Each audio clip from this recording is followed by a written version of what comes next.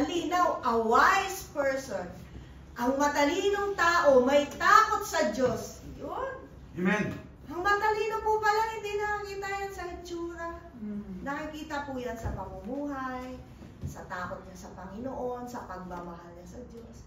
Kaya kapag ikaw ay isang mananampalataya, may pagmamahal ka sa Panginoon. Matalino ka po pala. Kaya si Ate Mami, matalino. Amen? Matalino. No, matalino. Kapag meron tayong pagkatakot sa Panginoon. Ano pa yung matalino? Ang matalino daw po ay pinipili niya yung kanyang mga sinasamahan. No? Yung mga sinasamahan mo, yung company of, if you are in a company with believers, matalino ka. Pero kapag mga wicked na tao yung pinakasama mo, ay mangmang daw po yung tao. Siyempre, kapag mga wicked people ang kasama natin, saan ba niya tayo dadalhin? Siyempre, ilalayo tayo niyan sa Panginoon. Pero kapag kamala ng palataya, lagi nating sinasamahan, dadalhin niya tayo sa Panginoon. At ang matalino daw po ay maalam sa salita ng Panginoon. Alam niyo po ba, meron akong mga nakilala. Pastor, no? Pastor siya. Walang pinag-aralan. Sabihin na natin elementary lang ang naabot. Ano? Alam niyo po pala, kapag ka naikumpara, no? Sa isang kahit na abogado siya or doktor siya. Ano? Pag nagsalita, yung pastor, nagsalita, yung maalam sa salita ng Panginoon, mas lumilitaw pang marami siyang alam kaysa sa isang nagtapos, may degree, na wala naman sa Panginoon. So, ang pinakasikreto po pala ng talino ay nagmumula sa Panginoon, no? Sa ating Diyos. So, paano tayo mamumuhay ng matalino? Base sa binanggit po dito sa ating mga verses. Number 1, sabi po niya, makakapamuhay tayo ng matalino. Una, number 1 po, ipamuhay ang buhay natin bilang isang kaloob ng Diyos. Ano po yan sa English? Misagi ang isipin ng Tagalog.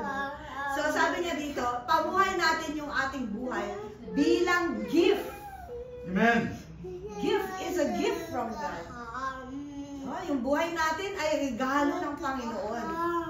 So kapag sinabi pong gift ni God, kaloob ni God, yung buhay natin na yan, ibig sabihin po, pinahiram lang yan sa atin. So, kailangan, alam niyo po, yung ating buhay pala, kailangan pinapangasiwaan natin. Ano tawag dito? We are a good steward. Inaalagaan natin yung ating buhay. Ginagamit sa tama yung ating buhay. Kailangan pala, dahil pahiram lang to ng Diyos sa atin. Kailangan pala, ginagamit na natin itong buhay natin sa pinaka-best, pinaka-maganda na pwede nating magamit. So sabi ng verse 16 natin, gamitin ninyo ng lubusan para sa mabuti ang bawat pagkakataon sapagkat puno ng kasamaan ang kasalukuyang panahon. So, sinasabi po ng verse na to that we have to spend our life at its work. No? Yung talagang pinakamainam ng magamit natin yung ating buhay. Huwag nating sayangin o kaya gamitin sa walang kabulungan yung ating mga buhay. Huwag din po tayo magpagamit, no? Sa mga walang kabuluhan. So, ang dami pong buhay na nasayang dahil sa walang pagkaalam sa Panginoon.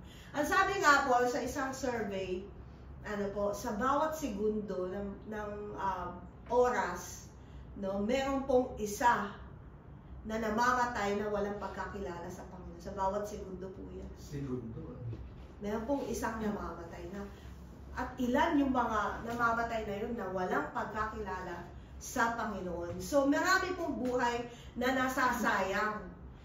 Yung iba sinasabi naman nila, pag nag-share ka, sabihin nila, wala akong panahon dyan, saka na lang yung system.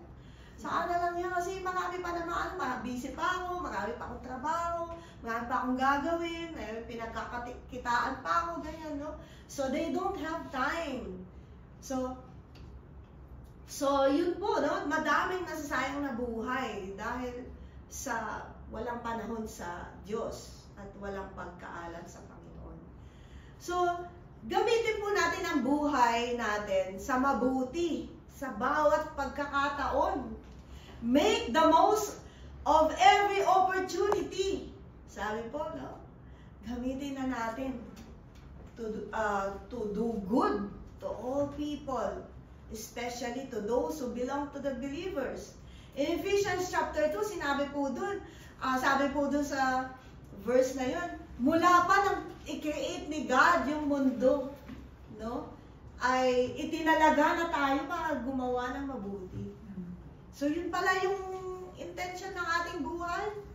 Ano po, gumawa ng mabuti. Pangalawa po, sinasabi din na mag-ingat tayo kung paano tayo namumuhay. Huwag katulad ng mga outsider, sabi. Huwag tayo maging katulad nila. Magkaroon daw po tayo ng disiplina bilang mananampalataya. Pangatlo, mamuhay daw tayo tulad ng matalino at hindi mangmang. Sinasabi po dun sa, may verse po, no, na sa Proverbs, Psalms 14:1. Yung mangmang, sabi niya, to be foolish is to be godless. So, mamuhay po tayong matalino, may pagkaalam po sa Panginoon. Yung mahal natin ang Panginoon. Mahal po ba natin ang Panginoon? Amen. Amen. So, ibig sabihin po ay matalino po tayo. No? Pag mahal natin ang Panginoon. So, yun po yung una natin. Yung mainam na paggamit ng ating buhay. Ipaglingkod na natin. Bago ako pumunta sa second part, meron lang akong konting kwento. Meron kami kapitbahay. Sa tuwing pong nakikita ko siya, lagi ko siyang ini-invite. Sabi ko, Kuya, sumama ka sa amin sa church, magsimba ka, gano'n, gano'n. Eh, ano po, manginginom siya, gano'n, marami siyang bisyo, lagi po siya nasa umpukan ng inuman. Lagi niya po sinasabi sa akin, oh, sige, saka na, sabi niya gano'n. Sumunod na mga, like, Kuya, linggo po bukas, sama ka po ulit sa amin. Sama ka po sa church. Sabi niya, oh, sige, saka na, sabi niya. Dumating po yung time na na-stroke siya. Ngayon po, nabalitaan ko na yung kalahati, na-paralyze yung kalahati niyang katawan. Ngayon po, binisita ko, kasama po ng mga ibang mga leaders sa church, gano'n, tara, bisitahin natin si Kuya, yung kapitbahay namin. Nung po binisita ko gano'n, sabi ko, Kuya, kumusta ka na po? Sabi ko gano'n, kumusta po yung pakiramdam mo, ganyan, kumusta po yung mga, yung result ng mo, ganyan. Ngayon po, hirap na siya magsalita. Ngayon, sabi po niya sa akin, Sister, sabi niya, Pastora, sabi niya, sa pagsasalita po niya, kahit po bulol siya, naiintindihan ko po siya. Ang sabi po niya sa akin, attend na ako sa church, maglilingkod na ako sa Panginoon. Sabi po niya, sabi ko po sa kanya, Kuya, magpagaling ka po muna. Diba?